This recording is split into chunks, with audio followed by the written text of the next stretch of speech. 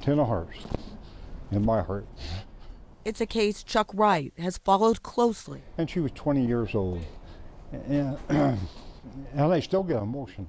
Emotional when he thinks about Jody Loomis. He says for the last 10 years he's kept this card in his wallet. So we passed them out in the prison hoping we get some response. It's a homicide he wanted to help solve. Chuck is a volunteer on the Snohomish County Sheriff's Office cold case team. He also writes for the Mill Creek Beacon, where he kept the victim's name in the headlines. I want people to hang on and maybe somebody had some information.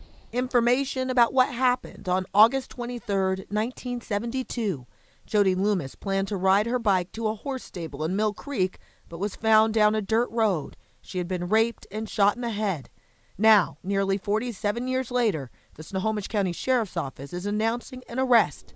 His name is Terrence Miller.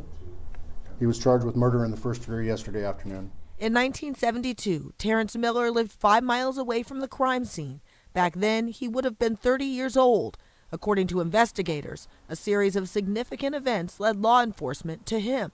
August 14, 2018, investigators say DNA left on Jody Loomis's boot during the attack was compared to genetic databases and believed to belong to one of the 6 Miller brothers of Edmonds. Detectives decided to put one brother, Terrence Miller, under surveillance because he had a prior sex offense history.